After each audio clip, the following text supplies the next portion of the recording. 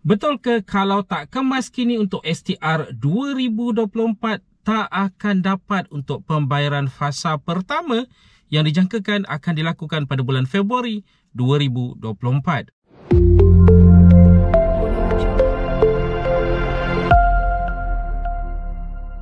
Assalamualaikum, salam sejahtera. Jumpa lagi di channel Heruan Nabi. Okay guys, kepada mereka yang belum lagi subscribe ke channel ini, jangan lupa tekan pada butang subscribe, tekan juga pada butang loceng.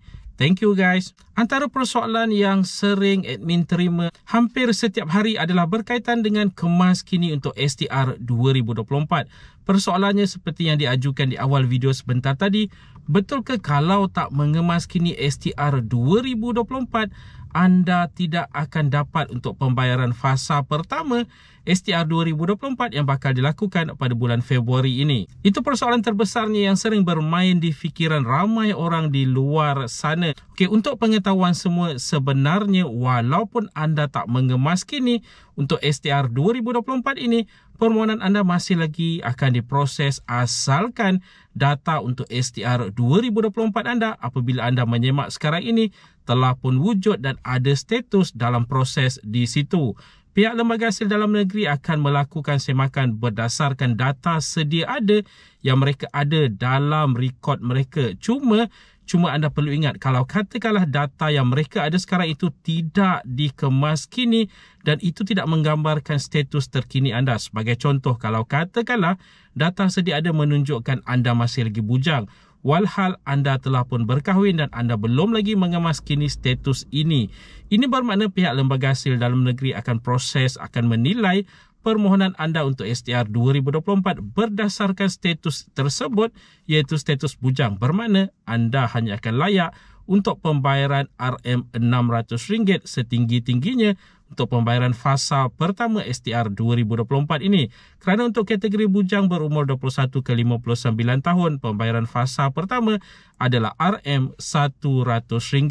Tetapi kalau katakanlah anda telah pun mengemas kini sebelum ini, telah pun memberitahu kepada pihak Lembaga Hasil Dalam Negeri yang status anda telah pun berubah daripada bujang ke berkahwin sebagai contohnya, bermakna ada kemungkinan anda akan menerima setinggi RM500 kerana harus diingatkan untuk pembayaran fasa pertama ini bagi kategori isi rumah pendapatan RM2,500 dan ke bawah, mereka akan menerima RM500 tidak kira mempunyai anak tanggungan ataupun ada anak tanggungan. Mereka tetap akan menerima RM500 untuk kategori isi rumah pendapatan di bawah RM2,500 ini.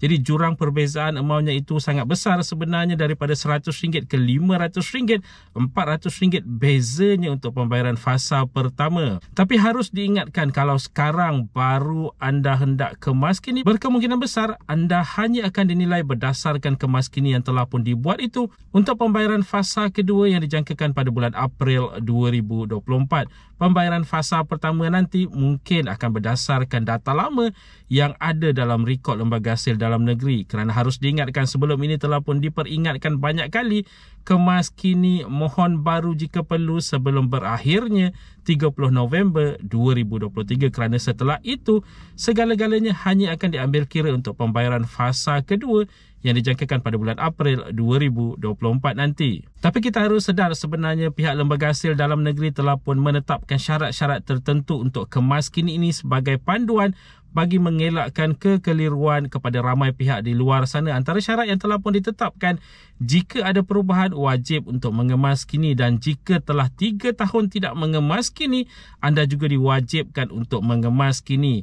Untuk golongan warga emas, jika tiada perubahan tak diwajibkan untuk mengemas kini walaupun telah lama tidak mengemas kini.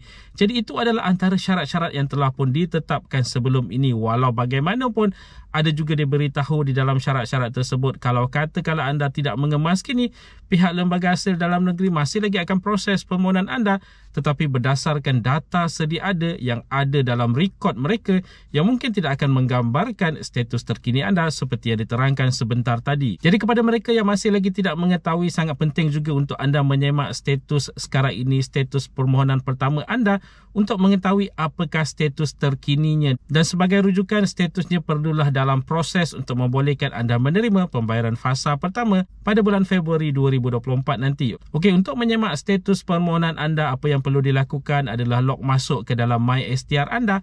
anda perlu pergi ke bantuantunai.hasil.gov.my, log masuk dengan memasukkan nombor MyCard anda serta kata laluan. Kalau terlupa kata laluan, boleh klik pada terlupa kata laluan dan menjawab soalan keselamatan dengan tepat sebelum anda dibenarkan untuk mendapatkan kata laluan yang baru. Kalau katakanlah masih gagal, apa yang boleh dilakukan adalah berkunjung ke mana-mana cawangan lembaga hasil dalam negeri bagi mendapatkan kata laluan yang baru. Jadi jika berjaya log masuk ke dalam MySTR, di situ ada kemas kini dan juga status permohonan. Semak di status permohonan. Kalau sudah pun ada rekod anda tertera di situ dalam proses, tak perlu risau, tunggu saja pembayaran fasa pertama pada bulan Februari 2024 nanti. Dan untuk kemas kini seperti yang dinyatakan sebentar tadi, masih lagi boleh dilakukan, cuma kalau anda mengemas kini sekarang, hanya akan diambil kira untuk pembayaran fasa kedua nanti. Pembayaran fasa pertama anda masih akan mengikut data lama sedia ada dalam lembaga hasil dalam negeri. Dan sebagai peringatan, untuk permohonan baru dan juga kemas kini ini sebenarnya dibuka sepanjang tahun sehinggalah ke hujung tahun 2024. Jadi tak perlu risau sebenarnya kalau sekarang ini masih lagi belum mengemas kini, masih lagi belum menghantar permohonan baru jika perlu, kalau data anda masih lagi belum wujud. Cuma seperkara yang harus diingatkan seperti yang sering diberitahu dan telah pun diberitahu sebentar tadi, lagi lambat anda memohon, lagi lambat anda mengemas kini, lagi lambat sebenarnya untuk menggambarkan status terkini anda itu dinilai dan juga permohonan baru anda itu dinilai. Okey, untuk kemas kini dan permohonan baru ini, selain melakukan secara dalam talian, anda juga boleh pergi ke mana-mana cawangan lembaga hasil dalam negeri yang berhampiran dengan anda, atau anda boleh menghubungi 1-800-88-2747 untuk mendapatkan khidmat nasihat, untuk mendapatkan bantuan lanjut. Tetapi harus diingatkan, permohonan baru dan kemas kini tidak boleh dilakukan dengan cara menelefon ke 1-800-88-2747 ini. Mereka hanya mampu untuk menyemak status anda, untuk memberi khidmat nasihat dan sebagainya. Jadi guys, sekali lagi diingatkan, untuk informasi berkaitan dengan STR 2024 ini, anda boleh berkunjung terus ke laman sesawang rasmi STR, iaitu masih lagi bantuantunai.hasil.gov.my, dan perlu ada log masuk ataupun akses ke dalam MySTR. Itu adalah sebabnya kenapa penting untuk anda mendapatkan akses ke dalam MySTR ini. Seperti yang dinyatakan sebentar tadi, kalau gagal untuk masuk setelah tekan pada terlupa kata laluan, menjawab soalan keselamatan juga gagal, anda boleh mendapatkan akses yang baru di mana-mana cawangan lembaga hasil dalam negeri yang berhampiran dengan anda. Itu saja sedikit sebanyak perkongsian di dalam video pada kali ini. Jika anda ada sebarang komen, sebarang pertanyaan, anda boleh tinggalkan di ruangan komen di bawah. Dan kepada mereka yang belum lagi subscribe ke channel ini, jangan lupa tekan pada butang subscribe, tekan juga pada butang loceng. InsyaAllah kita berjumpa lagi di video yang akan datang.